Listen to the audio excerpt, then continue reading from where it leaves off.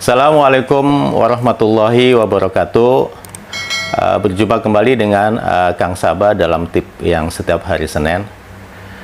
Kali ini saya akan berbicara tentang hukum ketertarikan, atau dalam ada bukunya itu Law of Attraction lah.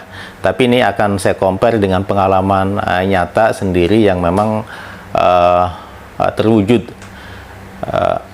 Kalau hukum ketertarikan itu adalah segala sesuatu yang kita pikirkan dengan penuh energi, dengan segenap kekuatan yang ada dalam pikiran kita, baik negatif ataupun positif, itulah yang akan terjadi dalam kehidupan kita, gitu kan.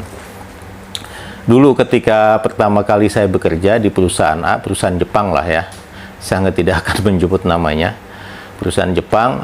Waktu itu pada saat pengenalan lokasi tempat kerja kita masing-masing, saya melintasi ruangan di atas, namanya ruang kontrol ya.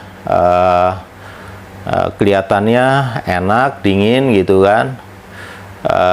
Dan ternyata di pikiran saya, wah enak juga kalau seandainya kerja di situ gitu kan, di tempat itu gitu, di ruang kontrol itu. Dan kemudian 1 minggu kemudian setelah pembagian tempat kerja, ternyata saya ditempatkan di situ gitu kan. Yang kedua, ketika saya mau usaha, saya waktu itu menginginkan usaha yang memang usaha yang kita buat sekali, kemudian dipakai sekali juga langsung buang, yang dipakai oleh semua industri butuh gitu kan, walaupun skalanya kecil lah, karena emang dulu berpikirnya kecil lah gitu kan. Dan ternyata karena keinginan itu kuat sekali dan saya pikirkan usaha apa gitu kan. Dan ternyata di kemudian hari ketika saya sedang jalan-jalan di pabrik, saya nendang kain lap, namanya majun. Kalau dalam majun itu kain lap yang biasa dipakai di industri ketika terjadi perbaikan, itu sebagai untuk mengelap, dan setelah saya ngelap langsung dibuang. Ternyata dari ketika menemukan, wah ini barangnya gitu kan. Dan saya buat home industry waktu itu lebih dari 100 ibu-ibu yang terlibat untuk membuat kain lap majun itu gitu kan. Kemudian yang selanjutnya ketika saya ingin punya usaha di Jakarta, itu keinginan kuat sekali gitu kan, karena saya ingin bahwa saya nggak mau hanya sekedar usaha di Cilegon, saya pengen usaha di Jakarta. Kan Jakarta itu pusat informasi, pusat bisnis, pusat jasa, pusat keuangan, dan pusat semuanya. Dan rata-rata orang yang mempunyai bisnis di Jakarta itu cepat besarnya dan cepat katakanlah untuk bisa berkembangnya gitu kan. Saya waktu itu karena bingung, tapi keinginan itu kuat sekali pikiran saya itu kan.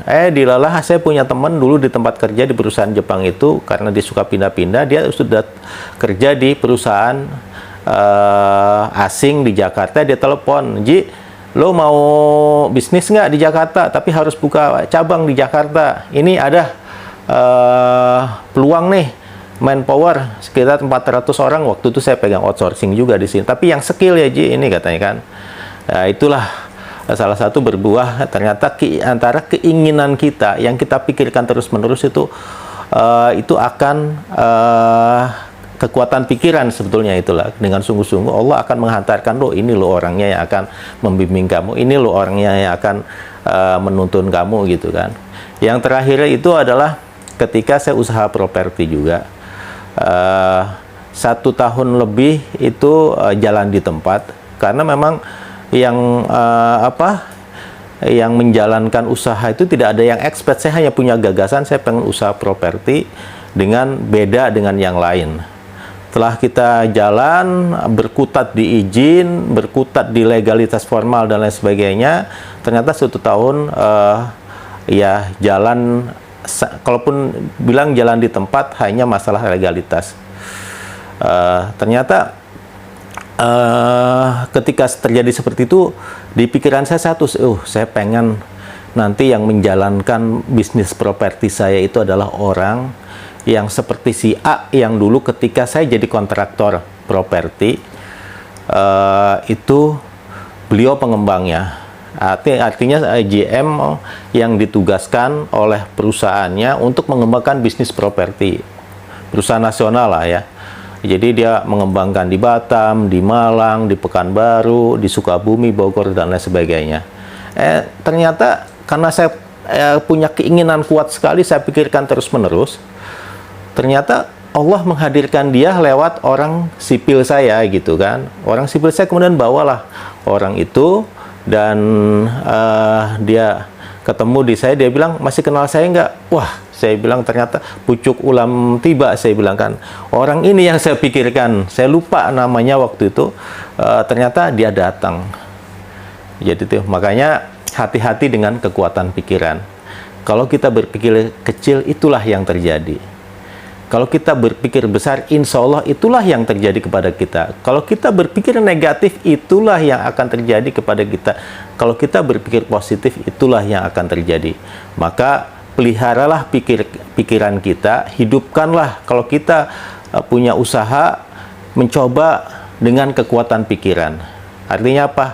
Saya ingin usaha saya besar, saya ingin usaha saya maju, tapi saya ingin berkembang dengan menjadi market leader di Banten, di Jakarta, dan sebagainya. Dan insya Allah, kalau kita punya pikiran menghidupkan pikiran ke sana, itu insya Allah akan menuntun kita dengan orang-orang yang tepat, dan orang-orang yang akan membantu usaha, sehingga akhirnya usaha kita atau keinginan kita di dalam kehidupan kita itu akan terwujud dengan kekuatan pikirannya dan tentunya dengan syariatnya. Terima kasih. Assalamualaikum warahmatullahi wabarakatuh. Salam sehat selalu.